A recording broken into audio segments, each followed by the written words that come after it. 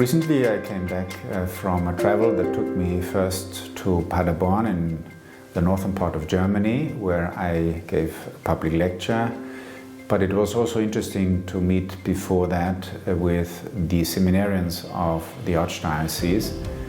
And I got a feeling under what pressure and with what questions these seminarians train in a climate that is certainly very challenging for them, training to the priesthood in today's world and with all the news that they get. From Germany I traveled to Lima in Peru, southern America, and I was invited by the Bishops' Conference. I had been to Lima 2 months ago, but they requested that I come back, and we had a 2 days workshop for all the bishops.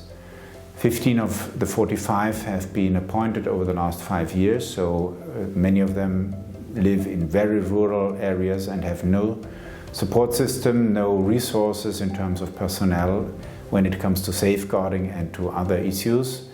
It was very eye-opening for me to learn about their concrete difficulties in the implementation of guidelines in societies, indigenous cultures, in the Andean mountains, where you have societies in which sexuality and sexual misbehavior is a complete taboo. I found the response from the bishops very encouraging, and I hope that we can establish also some collaboration with the academic institutions at the Catholic University and the Jesuit University in Lima.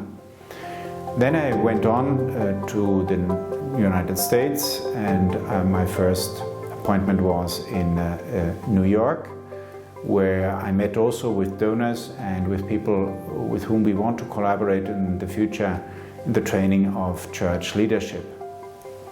A public lecture took me to Villanova University, where I was addressing about 200 people as a conference, part of a series organized by Professor Fagioli on the sex abuse crisis in the Catholic Church and beyond.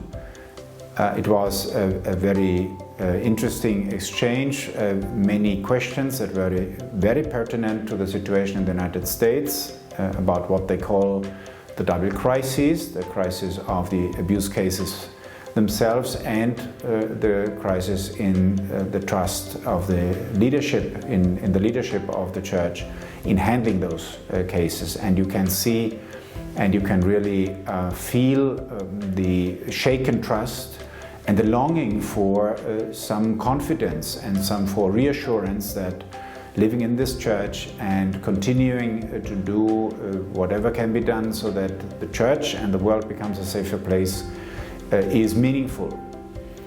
Then I came to Georgetown University in DC, and I met again with a number of donors and friends of our Center for Child Protection.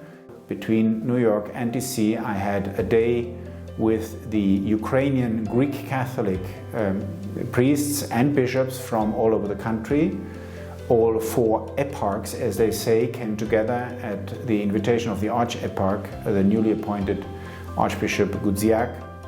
I found the liturgy especially appealing. We prayed for the victims of abuse in this beautiful Byzantine cathedral in Pennsylvania, in Philadelphia, and it was of an intensity that I rarely encounter in other types of liturgies. It was clear that from this meeting that spirituality, prayer is necessary so that we focus on what is at stake within the Church. We talk to God and with God about what we go through, and especially what victims of abuse go through, and secondary victims, and all those who are affected. And that was something that showed me that this is a way forward. We need to take this more seriously also to prayer. The final meeting in Washington was at the invitation of the Association of the Catholic Colleges and Universities in North America. And I could speak about the work of the Center for Child Protection at the Gregorian University. I could make an appeal to them so that we can find a way of working together in concrete projects, in research and in teaching.